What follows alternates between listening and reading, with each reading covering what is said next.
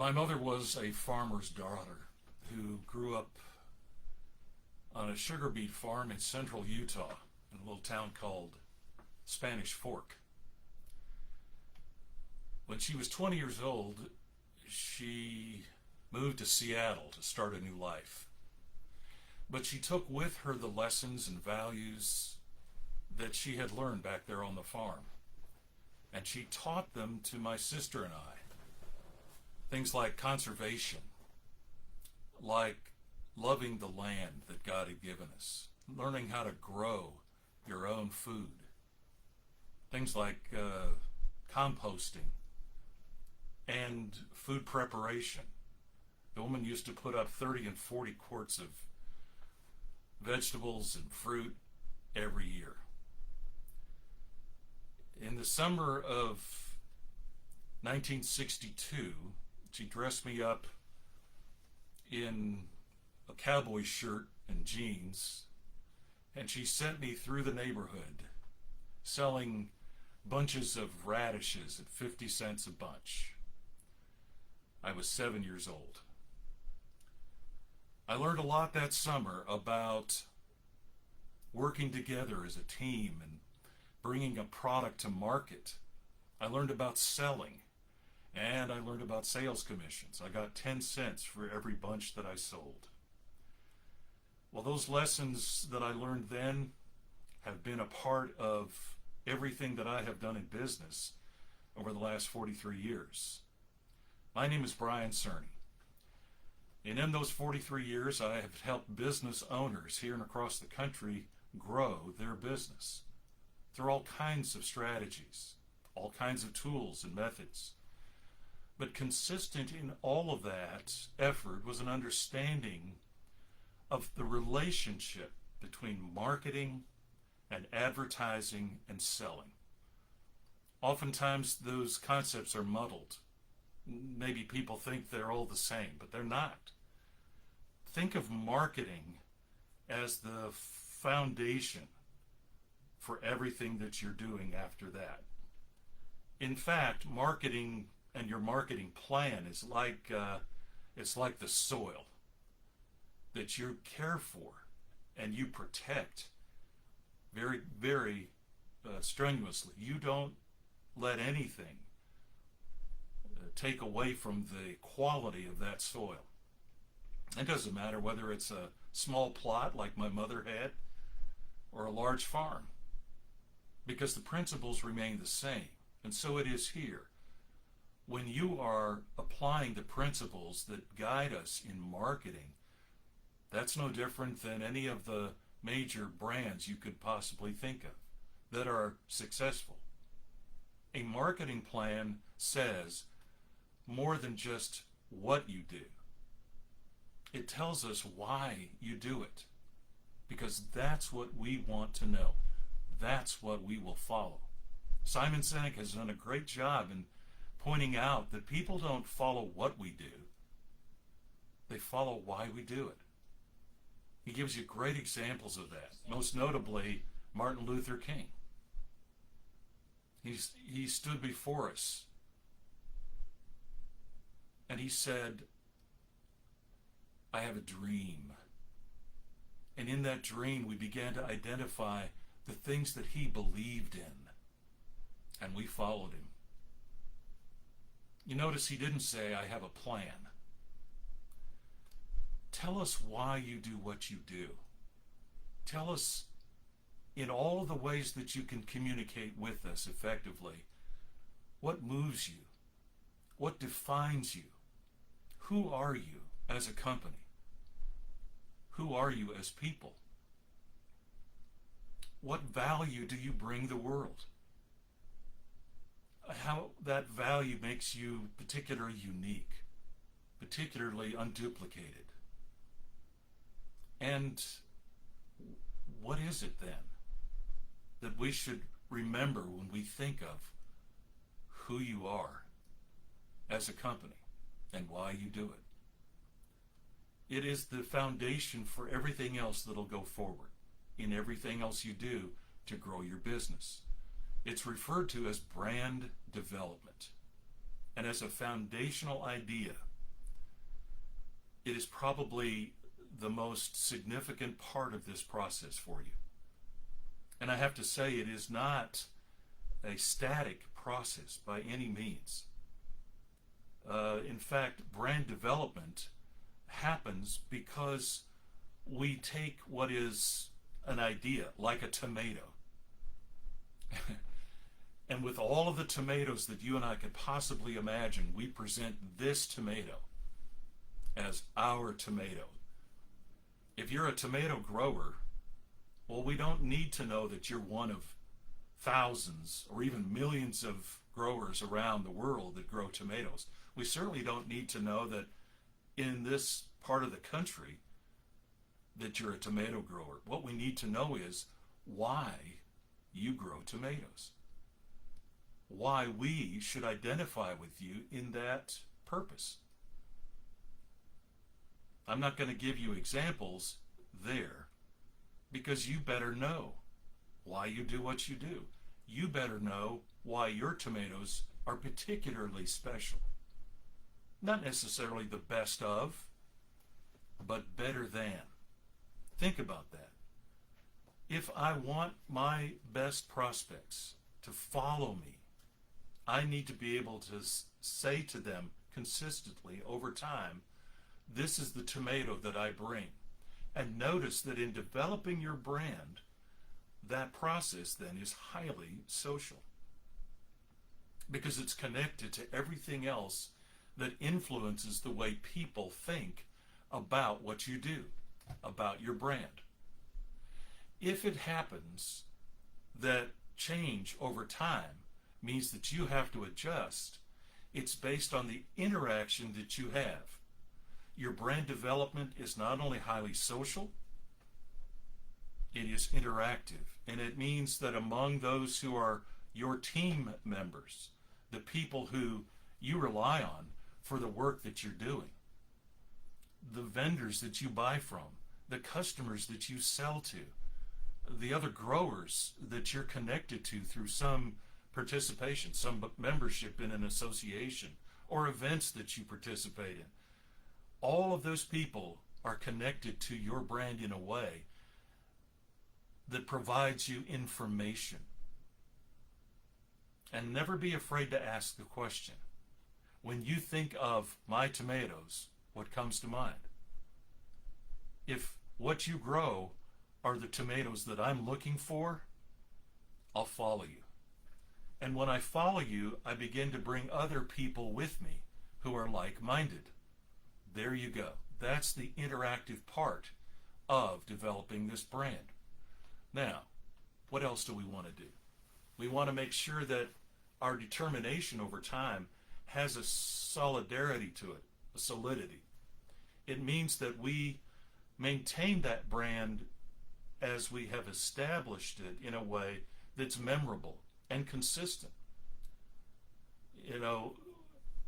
There are so many examples of this. We'll get into that here in just a minute.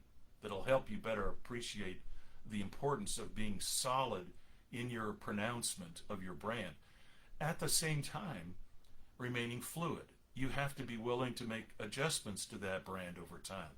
And you can think of a number of national companies, I'll mention a few here in a minute, that have adjusted over time as people's interests in what we do, and more importantly, why we do it, begin to change. If we are fluid and solid with our brand, if we're interactive, and if we're highly social in our efforts, we're going to find ourselves in a better status to position that brand. Many years ago, probably a couple of decades ago, the idea of top of the mind awareness, well, that's what everybody was going after. They wanted to make sure that they thought of their brand more likely than any other. They wanted to make sure that you and I thought of what they do and why they do it as a matter of course. And so oftentimes I'll ask people, well, I want you to name a fast food restaurant or an overnight delivery service. How about a mattress company or a tire manufacturer? Well, if you are like most of us, at least 80% of those who are asked that question will say McDonald's, FedEx, Sealy, and Goodyear. Why? Well, because those companies have worked long and hard and are constantly at work to remind us of their value to the world, their fluid ability to manage over time. You know, Happy Meals are not the big deal at McDonald's any longer. And yet they have this reputation of being consistent. Mediocre food that, isn't really, necessarily the finest ever, but they are consistent. We will tolerate mediocrity, but we will not tolerate inconsistency. So when you bring your brand forward, make sure that you are pronouncing that message in a consistent way over time. Again, it's not about being the best. It's about being better than you were, or better than the alternative. Think about Goodyear. When you think Goodyear, you think of what? The blimp, right? Well, the blimp has this sort of status with us that is memorable and it's durable. But Goodyear's latest slogan is brilliant. And it's 2 words: more driven. So they're saying 2 things: that this is a product, their product, that is more highly used, and they're saying that it is more durable. And they're saying that as a company, they're driven to bring you and I the very solution that we're looking for. We're looking for a product that we can depend on, that's consistent. So when we look at positioning our brand, the fundamental question is how we go about creating awareness.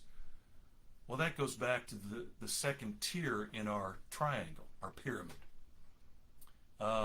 Advertising. Oftentimes people will ask me, oh, what is the best way for me to advertise? Okay, my answer is usually this: all advertising media work in some way, but they do not all work the same way.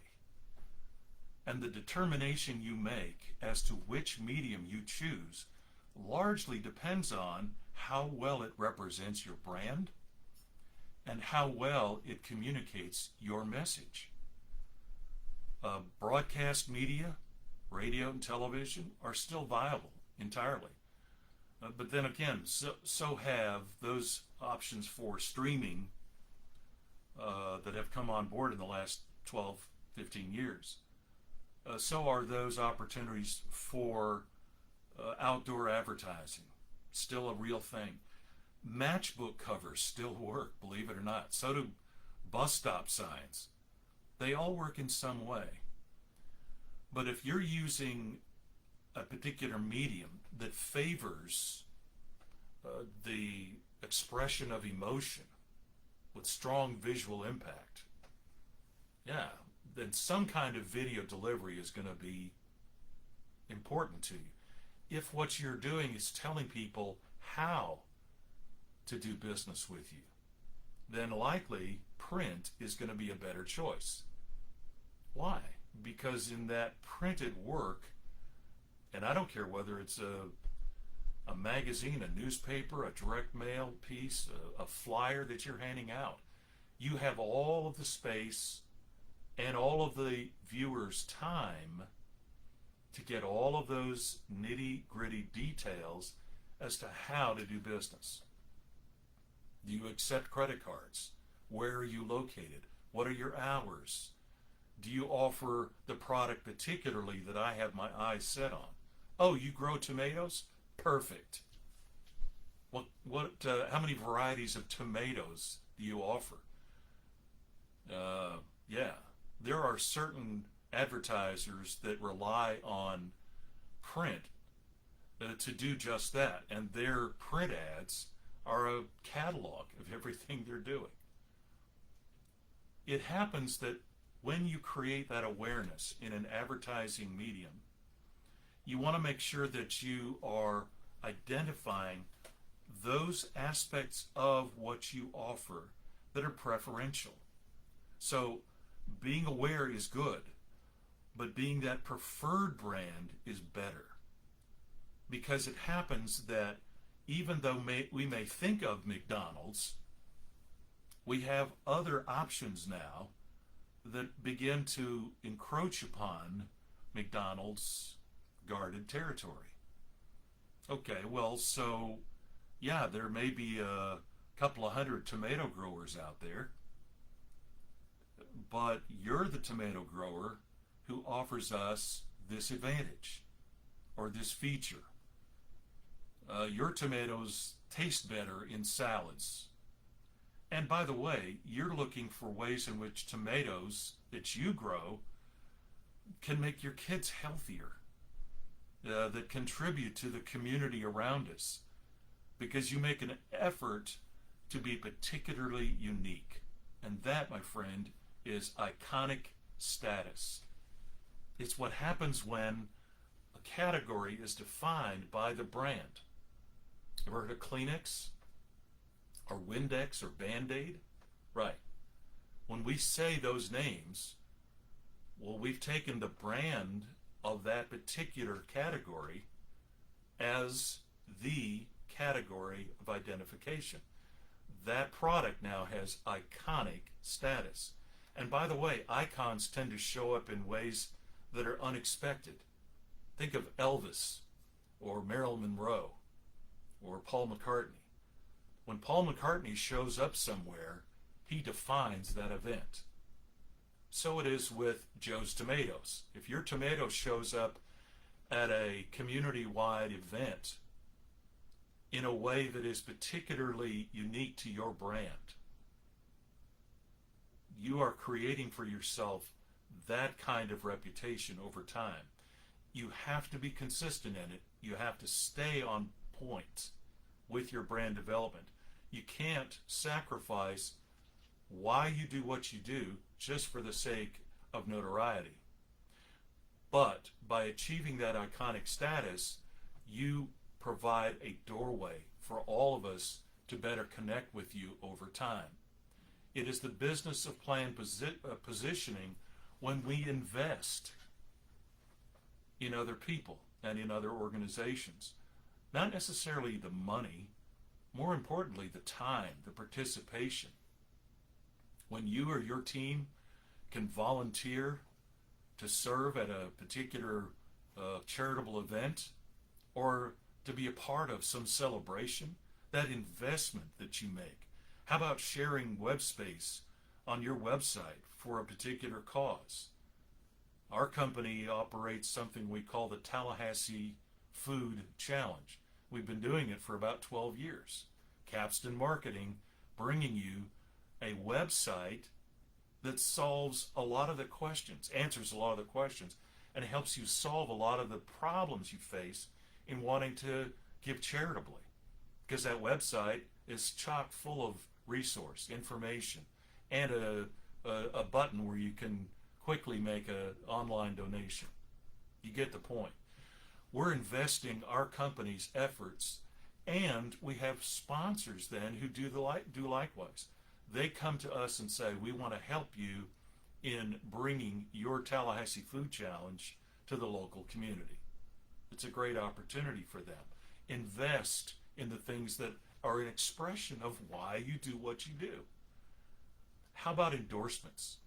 When you endorse a particular cause or effort, a project, when you endorse the efforts of others, you are demonstrating once again why you care about other people.